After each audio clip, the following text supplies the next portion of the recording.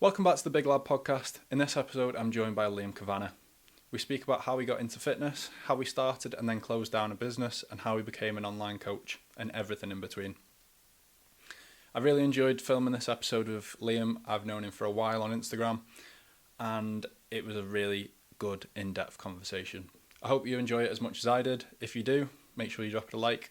If you're new, subscribe. And I will now let you get on with the episode. Enjoy. Hi Liam, and welcome to the Big Lad Podcast. It seems like we've done this already. Take two. This is our second go, of the podcast.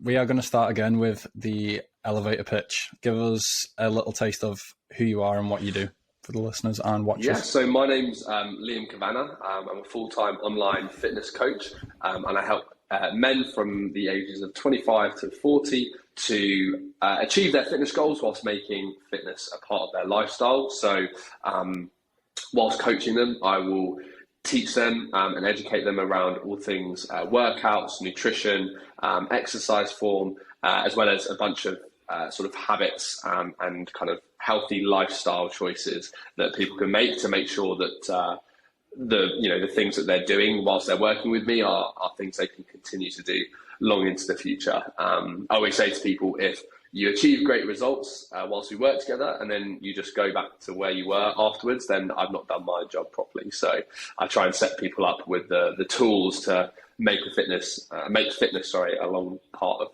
their life. Very nice. I think that was better the second time round. Like as well. it? Nice. Yeah, so obviously you're an online coach, but you don't just become an online coach to begin with. So what got you into the gym to begin with? Was it sports and then you sort of made that natural transition to the gym, or what was it? Yeah, so I was always very active as a kid. I played a lot of tennis and football. Those were kind of like my two main sports.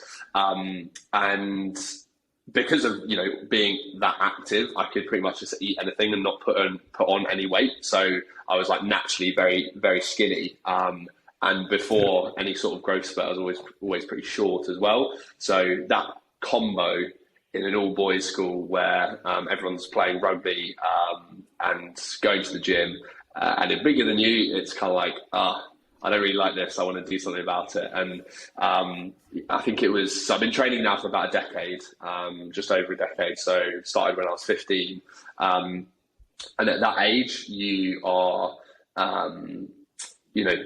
going to house parties for the first time, like socializing a little bit more, and just being in those scenarios, like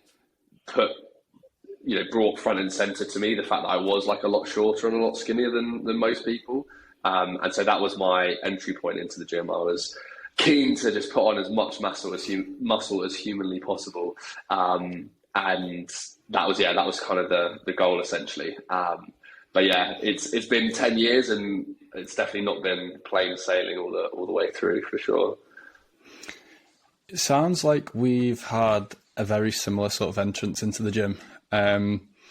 So I also joined the gym, it was 11 and a half years ago now, when I was also 15. I was coming off the back of a 6-month growth spurt where I grew literally like 8 inches in 6 months, which was painful to say the least. But at the same time, I hadn't put any weight on really. I was just over 10 stone and I was like 6'2" at the time. So I assume you've had also a bit of a growth spurt yourself, because we met at IFS like 18 months ago and you're similar height to me. Yeah. I think it wasn't like a sudden one. It was more sort of towards the end of school. So when I was like 17, 18, and then the start of university as well. So I don't think I stopped growing properly height-wise until probably like the end of my first year or start of my second year. Yeah. So I'd say tongue-in-cheek to people, I've lived as a short man and I've lived as a tall man, and I know which I prefer. Which one is it? It's being taller. No offense to my short things out there, but yeah. See, I was in the gym filming the other day, and I actually envy shorter people a little bit when you're trying to film, because how hard is it to get like an angle shot? That looks like any angle, or just fit in the screen, like especially when you're doing landscape, you've got no chance unless the camera's literally on the opposite side of the room. That's where I'm like, I'm grateful I don't do YouTube, but you obviously do, so you've got to face that struggle. And then when you're actually lifting, like for a lot of people, if you're shorter, like deadlifting, you get down to the bar a little bit easier. Bench press, like less range of motion and whatnot. So yeah, I've had like gym buddies that I've trained with over the years that have been shorter, and like I just look at the numbers they're putting up. I'm like, oh my God, I'm so jealous.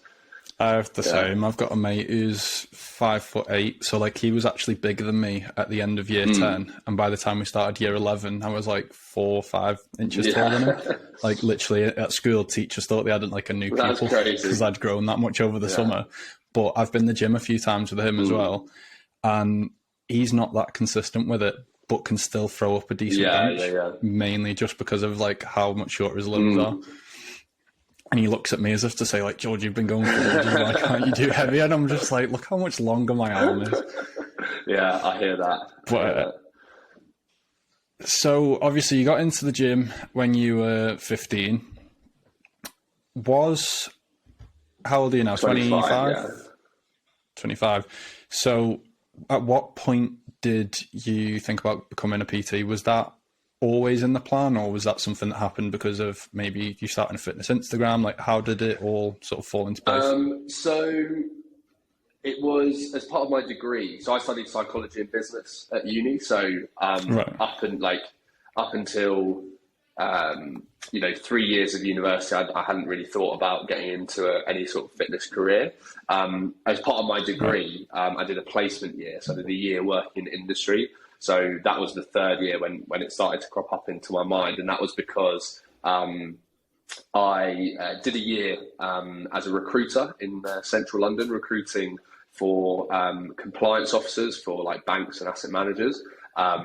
Essentially, they're like the internal police of these financial institutions. So they get paid a lot, but it's like quite a dull role.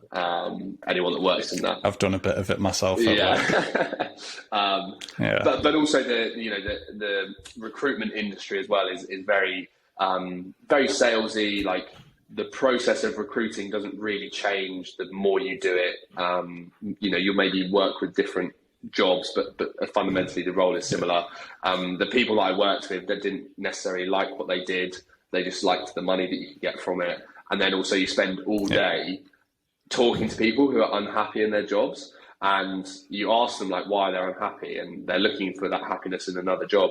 And you're like, well, realistically, I know this thing is not going to make you happy. Like this looks very, very similar. You might earn a little bit more, but fundamentally, I don't think it's going to change anything for you. And so being exposed to that sort of opened my eyes to the thought of like, surely there's more to life than, finishing university and getting a grad job, which had always been my sort of dream, I guess. Like I loved the idea of working in a suit up in central London and that sort of thing. What sort of job would that have been going into? What was the plan? I didn't really have that work that far ahead, to be honest. Just a suit in literally, London. That was literally what I thought. Because my older brother and sister, not so much my older brother, but my older sister went down that route. Worked or still works at Deloitte in their big fancy offices and stuff like that. So I think I maybe watched a few too many episodes of Suits as well. I don't know if you've ever seen that growing up, and that kind of glamorizes that whole thing. I was never going to be a lawyer, but I just liked that. Just wanted the suit. Yeah, essentially. That was the main pull. Pretty much. So anyway, so that year made me think like, oh, maybe that I do want to do something else. And I don't know, I maybe heard this phrase quite a lot of like, do what you're passionate about, or, what would you get up early in the morning to do? And I was literally getting up at 5 a.m. to go to the gym before work. So like get up early, stand on freezing cold train platforms, get into St. Paul's Cathedral, like central London, and go and work out before then doing, 8:30 to 6, like contracted hours, but more like 8 to 6:37 in an office. So I was like, oh, I'm actually quite passionate about the gym. That was like the first time I really realized it. I was like, the fact that I can get up and do this 5 days a week obviously shows I have interest. So that kind of was the opening of fitness as a career. And initially I actually wanted to go more down, or, set up my own startup. So I don't know if this was something that we were planning on touching on slightly later, but I was like really keen to start my own company and, you know, be in that sort of tech startup scene. And I didn't have an idea for that yet whilst I was doing this placement year, but I just knew that I was like passionate about fitness. And I knew from listening to like podcasts and stuff that one thing which might hold me back would be being uncomfortable being in new scenarios, because I don't necessarily put myself in uncomfortable positions very often. Like socially, I'm very comfortable and stuff like that. So I was like, what can I do right this second to kind of put me outside of my comfort zone? And the first thing that kind of came to mind was posting videos on social media. So that was kind of the entry point into that whole world of online coaching, was my final year of university, coming back from that placement year and starting to post content online, essentially. So you started posting your content about 4 years ago then? Yeah, so it would have been the start of 2019. So yeah, pretty much dead on 4 years. Wow. Yeah, I was the start of 2018. Oh, wow. So I've been posting for a while. That's a real shift, mate. And if you scroll back, there's some horrendous videos and posts from 5 years ago. But you've all got to start somewhere, haven't you, at the end 100%. Of the day. But you say you've got it. You said that you wanted to push yourself out of that comfort zone. And something that I've always said is that when you step out of that comfort zone, that's when the fun happens, or that's when the growth happens. And I think it's just really important to find those boundaries and potentially push past them, because that's where you're going to grow. If you stay within them your whole life, then I'm not saying you can't have fun. Of course, you can still have fun within your comfort zones. But if you're someone that's wanted to grow or do something different, then I'm sorry, but you're going to have to push those boundaries. I think it's a different type of fun. Like if you think of like conventional fun, like socializing or going to the cinema or whatever, like obviously you can do all of those things in your comfort zone. But if it's like real excitement and like drive and passion about something, like that 100% comes from getting outside your comfort zone. Like I never knew what that feeling was like until I started doing social media and running my own business and all that sort of thing. So when did the online coaching start then? So as a timeline, so you started posting 4 years ago. When did the coaching start? So that was 4 years ago posting. I was going into like my last two terms of final year. After I graduated, I did my PT level 2 and 3 qualifications, and then started online coaching in October of that year. So that was so just before lockdown started. Then is that October 2019? October 2019 . So when did we? Yeah, lockdown happened. Well, it was like it was March 2020. Yeah. So it was like 6 months or so, 5 months before. I think we started following each other around that sort of time as well. If I remember rightly. Not a clue. I think we were both posting like lockdown content, like in the garden and things like that. Yeah. So I know you're a big advocate of things like self-improvement and stuff like that, as you've just touched on. I know you do your cold shower thing every January. I think you've done it the last 2 Januaries, haven't you? Like a cold shower challenge. Yeah, so no, I did it. I did it a first one in August last year. Was it August? Yeah. It was. I actually did it because I myself noticed that I was becoming like ill-disciplined. Like I wasn't working as hard as I needed to be to achieve the things I wanted to do within online coaching. So I actually read Jay Alderton's book Meltdown. Which I don't know if you've read it, but it's actually really good. Like I was kind of blown away. I didn't really have high expectations of the book, but it was quite short, so I was like, I can blast through it. And he literally said, like, I started doing cold showers to help with my discipline, and then I decided it'd be a good idea to share it with my followers and do a challenge with them. So I was like, right, well, I'm just going to do that. Yeah, I used to see his content, which was like C-dips every morning, wasn't it? That he used to do on his Instagram lives. I did see all that stuff. I genuinely didn't know he had a book though. Really? No, I think he's got 2. I think he's technically. Oh right. I think he's technically a 2-time best-selling author. I don't know what categories or whatever, but missed that one. Yeah, but yeah. So first one was August, and then just finished one this January. So 9 days ago, it came to a close. How did that go? The challenge itself in January. Yeah. Yeah, it was really, really good. From like a personal perspective, like it's just, I do my cold showers first thing in the morning. So I get out of bed, go to the loo, brush my teeth, and then I'm in the shower. Like it's within the first 5 minutes of waking up, I'm under freezing cold water. That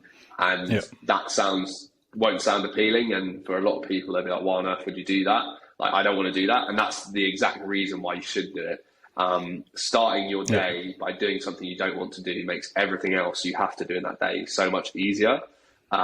So when I did it for the first time in August, it was crazy, like the difference I saw, like just my work ethic. And I think from a business perspective, like September, October were some of like my best months. I don't think my very best, but very, very close. And I don't think it's a coincidence that happened just after doing this challenge.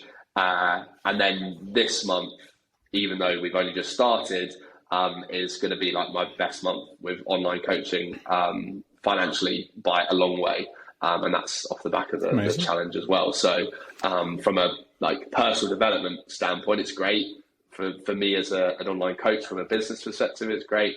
And I was also able to help, over 100 people. I think we had like 108 or so get involved in the challenge most recently. So it's super enjoyable, and you get to connect with people in a way that you can't really do through just normal social media. Like you're interacting with a group for a month. And you start to actually build like a relationship with people. So it's really, really valuable. I imagine for those people that do join the challenge as well, it's kind of almost like a marketing thing for you as well, because they get to know a bit about you, how you work and stuff like that. And that's probably why this last month has been one of your best months, I guess, because I imagine quite a few of those people have seen how you work, see how you go about your business, and then want to work with you on a one-to-one coaching level as well. Yeah, 100%. It's like, in order to buy from someone, you need to know, like, and trust them.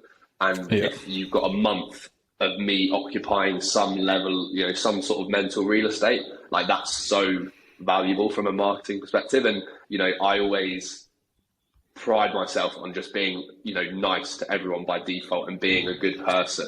Yeah. And I don't do that because I expect to get a reward for it. It's just fulfilling for me to do that. But if you spend a month experiencing that from me, and then I turn around and say to you, I have some coaching spaces open, like, would you be interested? You already feel like you know me, and you have a good sort of perception of who I am as a person. So I guess, you're going to be more likely to be interested in that. Yeah, definitely. You're going to be more inclined to sort of take up that offer.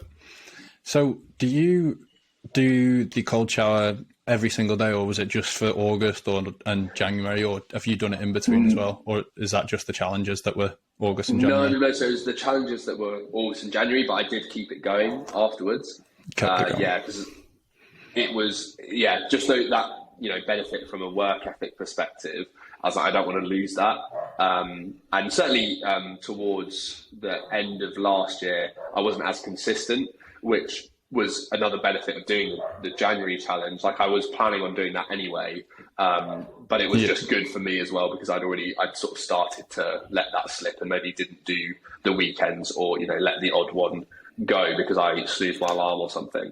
I guess having 108 people signed up as well keeps you a bit more accountable to do it yourself. 100%. It'd be a bit rough if I'm asking these people to do it, and some of them live all over the world in a lot colder locations in the UK, even though it has been absolutely Baltic through most of Jan. If they're able to do it, then I definitely should be. So See, I've never been one to take up on the cold showers, but I live in a house of 6, so every now and again, all the hot water's gone, and then you have to have a cold shower by default.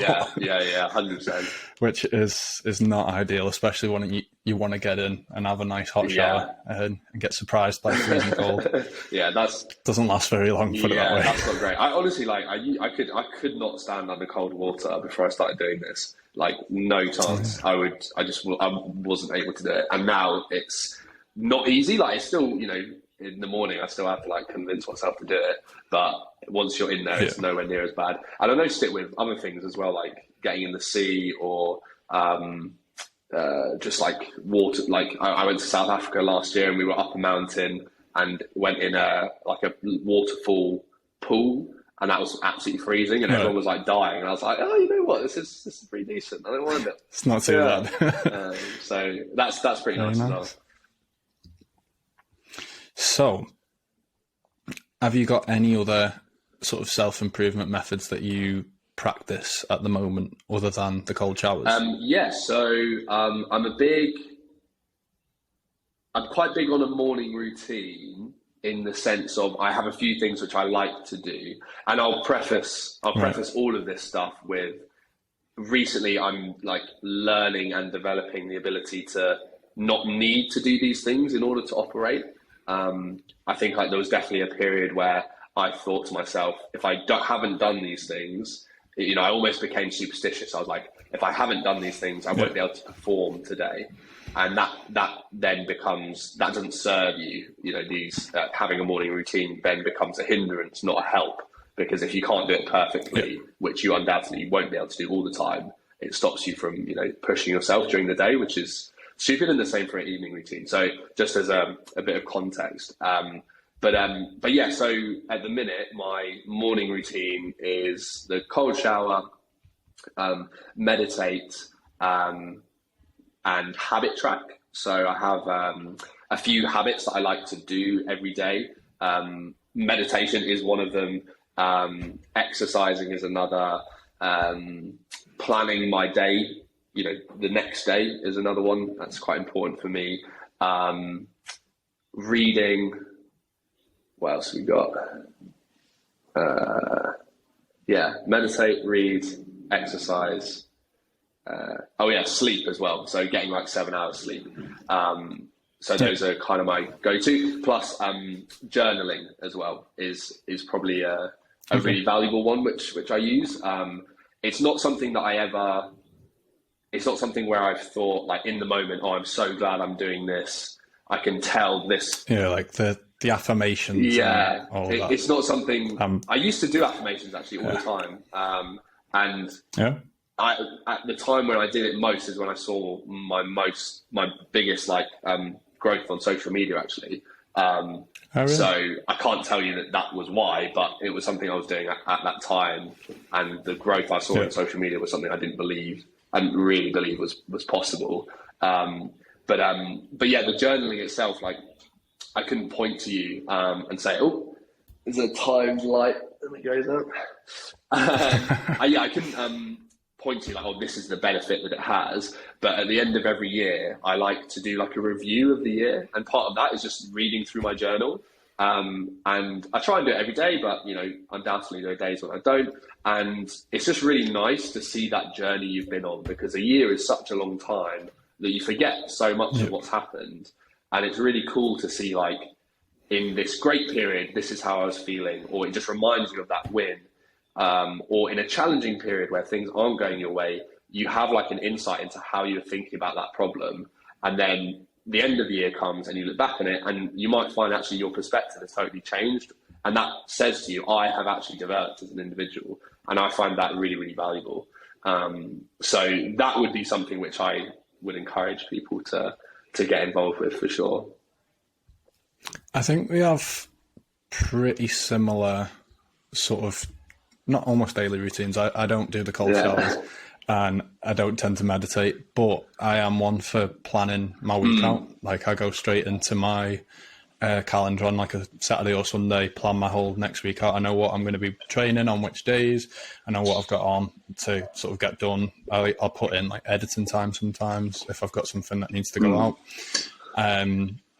I do try and read. I haven't read for a little bit, but that's mainly because I just end up sitting on my Mac editing videos until I go to bed. Another one that I invested on quite heavily last year was sleep.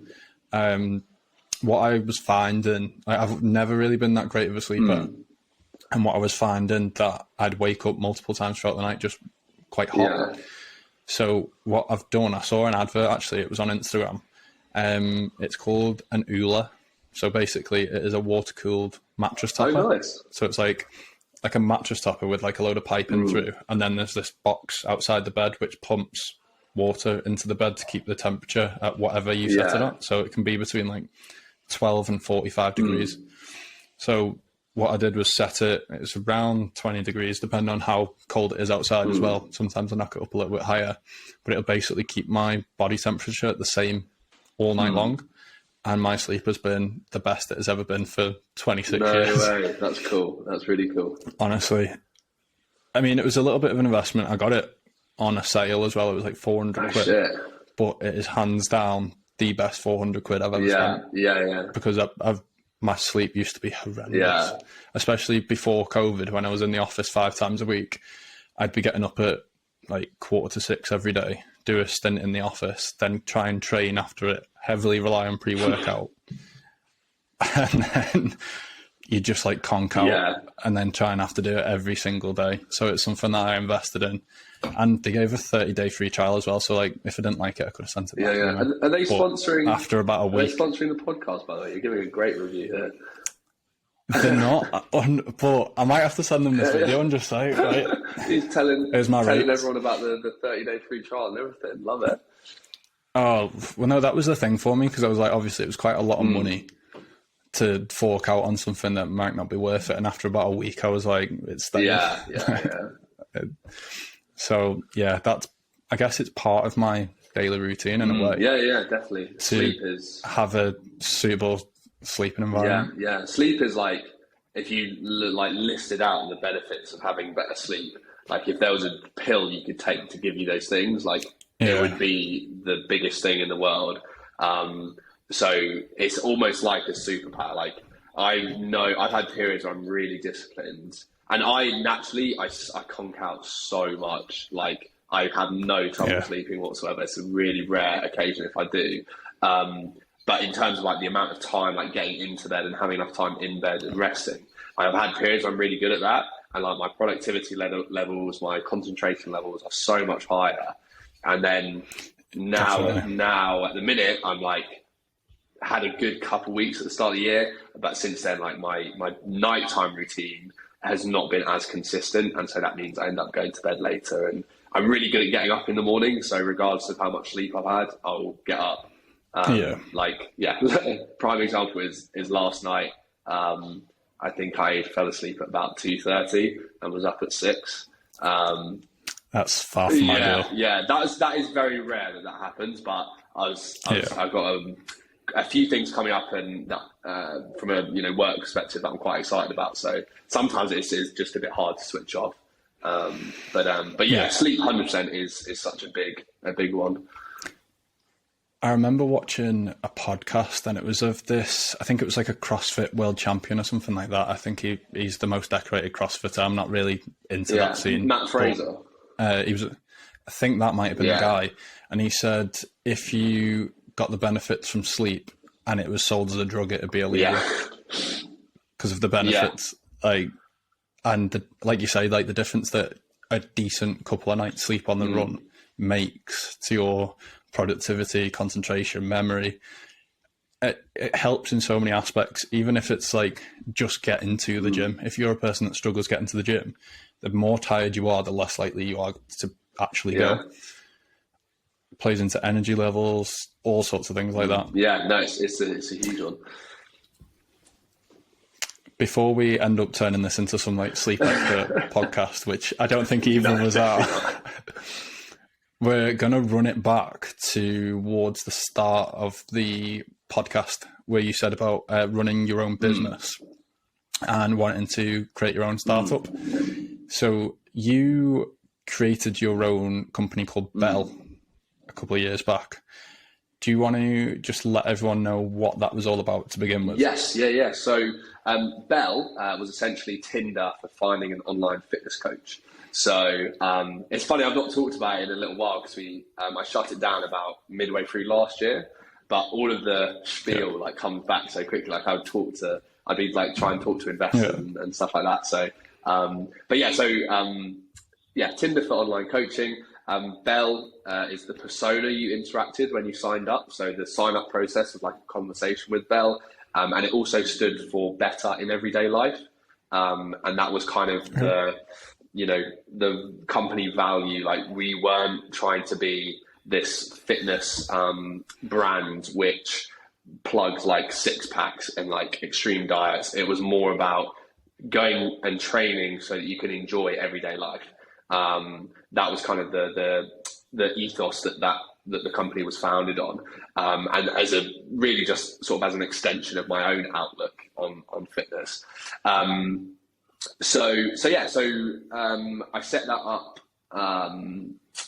after graduating from university alongside working or being an online coach. Before doing that as well, like straight after university, I worked in a pub for 6 months to help just get out my overdraft. And then I had like 2 online coaching clients, and I was like, I have to either work on Christmas Day or New Year's Day, and I'm going to be out of my overdraft in like January with a coaching client. So I'm sacking this off. I'm just going to get rid.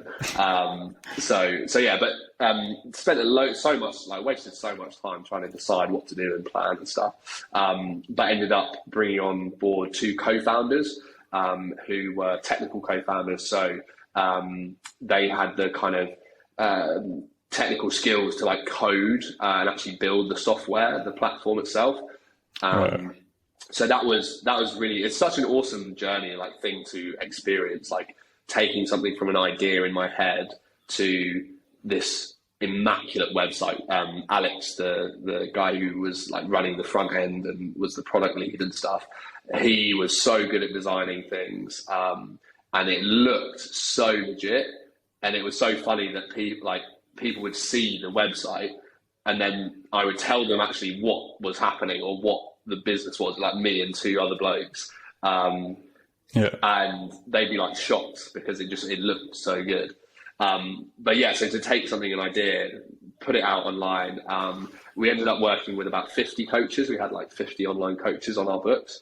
And for some of them, we actually managed to generate like a really sizable amount of revenue for them. Like, some people had yearly coaching programs that cost $1,000, and people signed up to them for multiple years off the back of Bell. So to like have like that much of a financial impact, like imagine being the person responsible for $1,000 pay rise for someone else through this product that you've built.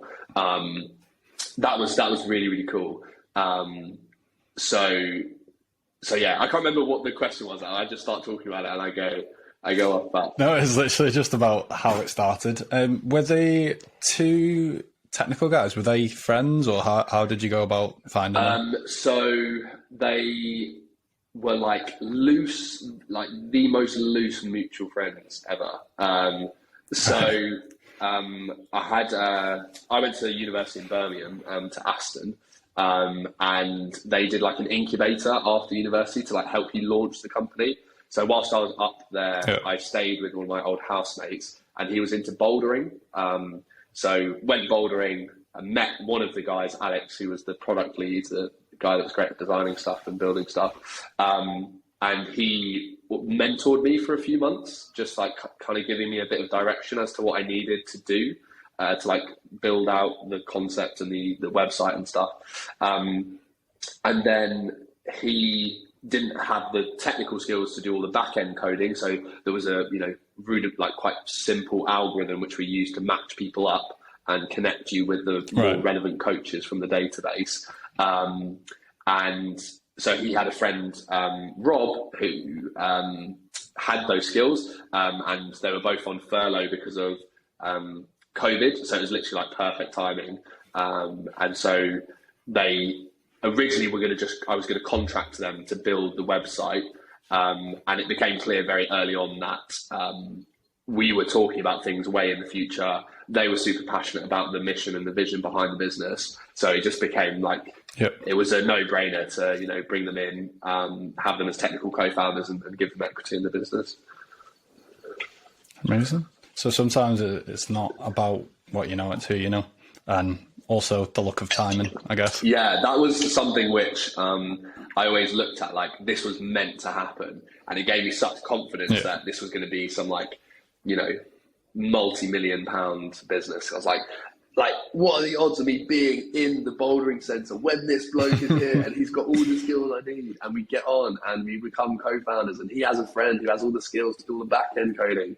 And that's not how it turned out, but I still think it was meant to be, because I think there's so much which I've learned from that process, which has, got me to where I am today and will help me in the future to get to even cooler places. Especially after going to the same university as Ben Francis, who's the owner of Gymshark. Yeah, big time. You thought you were going to be the next one. Exactly. And you never know. I might be. It might come back. Exactly. It won't be that idea. To be honest, I think it was a good idea. I just I lost my passion for it, and we never had a financial runway. So that's like a term you always use with a business. Like, what's your runway? How many months do you have before the cash runs out? We didn't have that because our overheads were so low. Amazon Web Services is what we use to host everything. Like, if people haven't heard of that, that's Amazon, where you buy everything online. They have this other service which is actually where they make most of their money, which businesses use to host, like Netflix is on there, and all those massive companies use it. We won a grant for $5,000 worth of credits, and we used £5 a month worth of credits to keep everything up and running. The overheads were so low, we didn't have the financial runway. But what I didn't appreciate at the time was actually having a personal runway of how long can I go work on this without it necessarily getting to the point, reaching certain milestones before I don't want to say burn out. I think I don't want to use that term lightly, but before I sort of lose that passion and that drive. And the same for my co-founders, starting back at work after furlough, going to 3 days a week, then 4 days a week, then 5 days a week, the demands on their time and what impact that has on their mental health and stuff. We didn't really factor in. So that's kind of why it came to an end, essentially. But actually you mentioned Ben Francis, when there's this conference called Performex Live. I don't know if you've heard of it. Yeah, I think I've heard of it. The first one was last year. It's in London somewhere. I can't remember the name of the location. But I got a free ticket through the coaching software that I use. And I was walking there for his talk. And I saw him across the road in his classic outfit, the white socks, the all black Gymshark fit. And I was like, it's always, isn't it? White socks, Converse. Yeah. And I was like, wait, is that Ben Francis? And he didn't know where he was going. He was literally by himself on his phone. I think I remember seeing your story about this, actually. Yeah. So I went up to him and I was like, are you heading to the thing? Performance Live, and he was like, yeah. I was like, oh no, it's just down here. I had no idea where it was, but I just took an educated guess so that quickly on Google Maps. So that we would, we had a minute and a half just kind of walking together towards this thing, and it was epic. I was like, oh my god, I can't believe you're such a cool, just nice bloke. Yeah, he is, isn't he? Having gone to the same university, he loved that and told him about the business and stuff. So I was like, this is another sign from the universe. But maybe it's not what I thought it was going to be, but still, it's just a pretty cool experience for sure. Yeah, I met Ben. I worked at Gymshark Lift Manchester event. That was 2019 now. Wow. Long time ago. Nearly 4 years ago. Yeah, it was a while ago. And I was only working in the stockroom, actually, and he kept coming up and having a chat with us, making sure everything was all right. Dead down to earth fella. And same black tracksuit, white socks, Converse, or some sort of pump. And the socks over the Yeah, over the tracksuit. The tracksuit as well. Standard Ben Francis. It's an iconic uniform. I understand why he does it. Yeah. Because literally, without seeing his face, I knew it was him. It's good. Yeah, 100%. It's good personal branding. Yeah, why wouldn't you wear your own brand if it was Gymshark? Yeah, definitely. We're going to take a slight turn here about something that we spoke on DMs before. Really big topic at the moment. It is the girls filming in the gym and posting it when someone glances at them. I've seen a lot from, I think his name's Joey Swall. Yeah. He does a lot of breakdowns of the videos. And I think it is getting a bit over the top at the moment. There are girls filming in the gym, and literally there could be a fella just glancing around the gym or in between a set, just having a look around, and next minute they're being framed for sort of looking at the girl. And, you know, it's getting posted everywhere over TikTok, and these people have got like 50, 100,000 million followers on social media. Yeah. Just want to know your thoughts. Yeah, it's a bit of a mad one. That Joey Swole guy, I really rate him. Like he looks like such a meathead in the loveliest way possible. Oh yeah, like he's so jacked. He's absolutely huge. He's so jacked. But his takes on them a lot of the time are quite well balanced, and it's never attacking the woman in the scenario. It's just kind of educating. And I think what he does is really cool. I'd say my take on it is I'm part of a group called Gym Safe Ladies, which a friend of mine, Emily Power, set up. And essentially it's to raise awareness of sexual harassment in gyms. I think I saw someone post that on the story the other day, actually. Yeah. And through being part of that, I've learned so much about actually what goes on and how common it is to be sexually harassed in the gym, and actually what sexual harassment is. Like the bar is a lot lower than you'd think it is. Like it doesn't have to be any physical contact. Like that is still sexual harassment. And so with that lens, I am like, yes, I do think that some of these videos have gone too far, but on the flip side, like I'm sure some people will do it and be like, oh, if I post this, like, yeah, we'll definitely get engagement. Yeah. But for some people it will genuinely be because they have very negative experiences in the gym, and they are so self-conscious of that happening again that they maybe jump the gun a little bit and interpret it in that way. Yeah. So I think I can understand why guys are annoyed by it, but you have to understand that as a bloke, like it's all this, this obviously ties into the bigger topic of just sexual harassment generally, and it's not all men, but it is always a man that does this stuff, and we as men have no idea what it's like to be a woman walking around the streets and like late at night and all those sorts of things. Like we don't have to think about it. Like that's our privilege as men. So I'm not too quick to like jump on to have a go at any of the women that post these videos, even if they maybe don't, the video isn't necessarily what they are trying to present it as. So you mentioned that you've learned that the bar's a lot lower than we, obviously as men, think it is. For the viewers and listeners of you being in that group, what is how much lower are we talking? Like what are they classing as harassment? So even just like videoing someone is, I think you can be done for sexual harassment. With that, I mean, I wouldn't technically say sexual harassment. I'd say it was harassment, but that can go either way. I think that doesn't just happen in the gym. I think if you're literally filming someone anywhere, like without permission, then it is a bit shady in the first place. Yeah, definitely. It's been a while since I've since the last campaign that we did, so I'm definitely not 100% up to date. But it is stuff like even just the things that you say. When it's things that you say is a little bit more black and white because you'll come out with certain things. Yeah. But even just coming up to someone and spotting them without permission and stuff like that. And, you know, even it is a bit like, because in the gym, you just look around, like, obviously, but in certain cases, it's like very clear that you are just staring at this person and you're like following them around.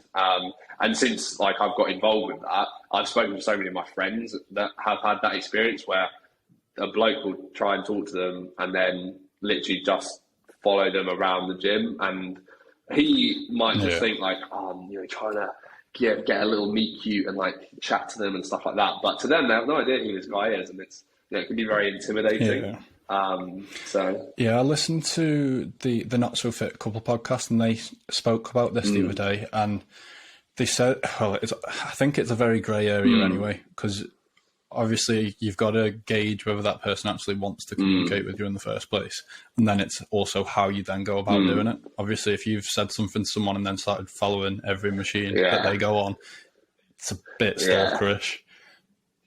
But then it is a really grey area. It is a difficult one. I think you've just got to gauge the other person, and say if they're mid-set with headphones in, you're not going to go over and go hi, like, and introduce yourself. Yeah. What was it?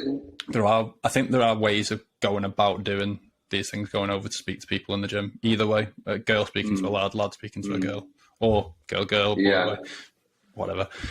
But there's always going to be those people of either gender that take these things to the extreme and do come across a bit stalkerish in the gym. But then I think the flip side of things is, because I even noticed it the other day, like I went into the gym, a new gym, with my tripod filming some content. Naturally, people are going to look at you because it's not necessarily the norm in the gym. Like, like you're talking maybe 5% of people that go to the gym will take a tripod in and film themselves. So to the other 95%, you're doing something out of the norm. People are going to naturally just have a look at what you're doing. I actually had a lad come over to me in the gym the other day and say, do you put this on YouTube or social media? So, like, I think there's got to be an understanding from both sides as well. So, like, if you're stood there with a tripod, someone's going to have a look over and see what you're up to. Like, obviously, then it depends on how that person is looking across, if they are looking a bit stuck. But if they're literally just interested in seeing what you're up to, then I think you've got to take that understanding as well. Yeah, 100%.